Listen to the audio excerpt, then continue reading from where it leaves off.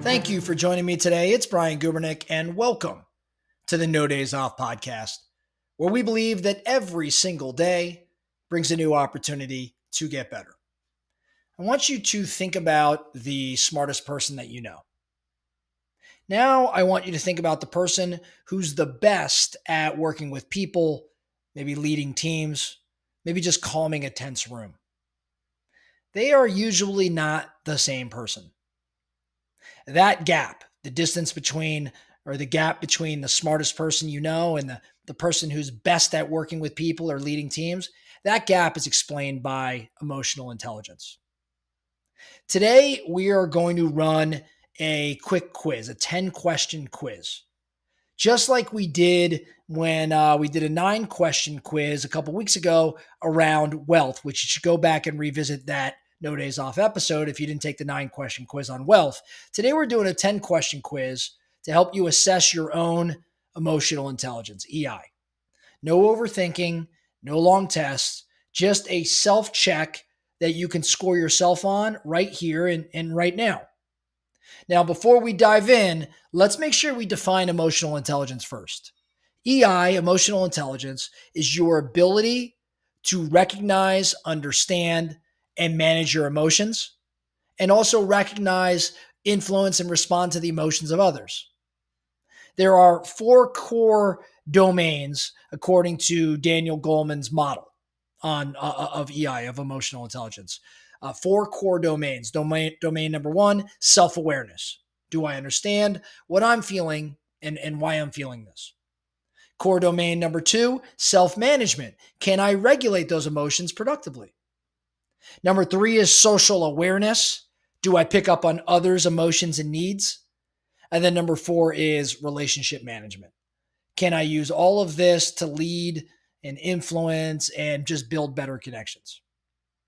Now, why does all this matter? In business and in life, EI is oftentimes a bigger predictor of success than IQ.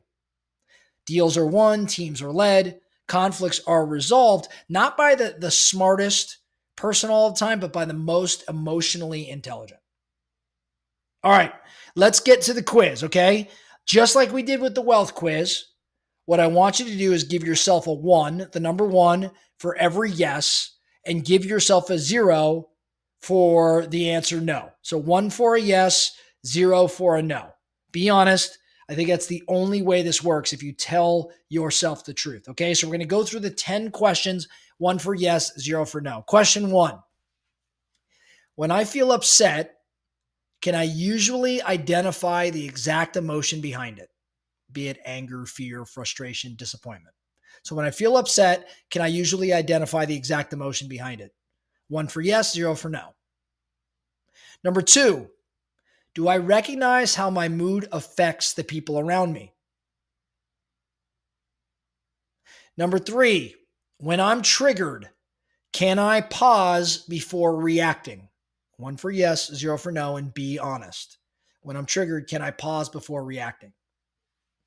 Question 4, do I regularly ask for feedback on how I come across to others? Question 5, in conversations, do I pay attention to body language, tone, and what's not being said? 1 for yes, 2 for no. 1 for yes, 0 for no. Number 6, when someone frustrates me, do I try to understand what they might be feeling before I respond? When someone frustrates me, do I try to understand what they might be feeling before I respond?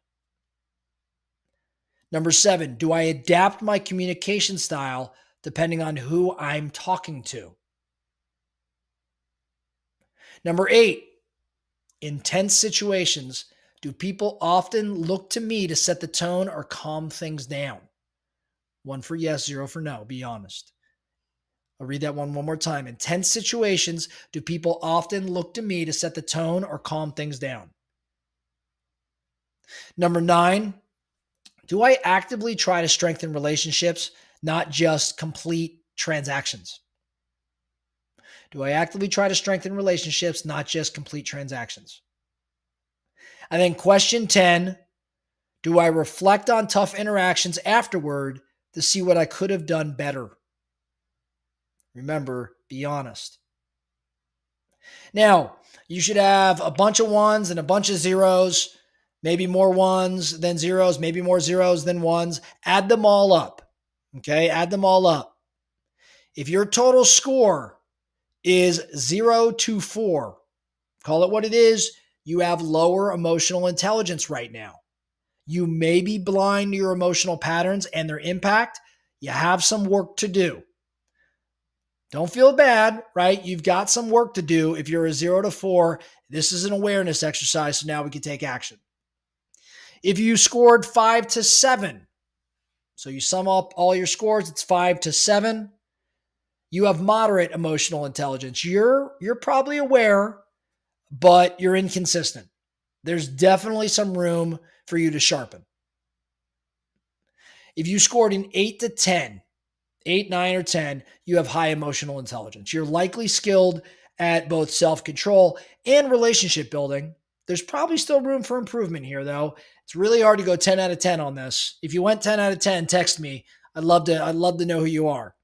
But even if you're an 8 or a 9, that means there's one or two areas where there's more opportunity. But if you're an 8 to 10, you have a pretty high level of emotional intelligence. Now, I think there's some application and some lessons here just to be thinking around.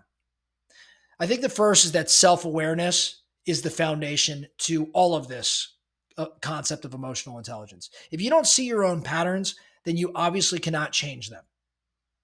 I think the second application and or lesson here is that we probably all have to work on pausing a bit before reacting. The ability to insert even a few seconds of pause is the superpower of those with high emotional intelligence. And then lastly, I would say that other awareness is leverage. Like if you can read the room and adapt, you can lead more effectively. You can probably sell more effectively. You could build trust faster. So awareness of others is absolutely some leverage.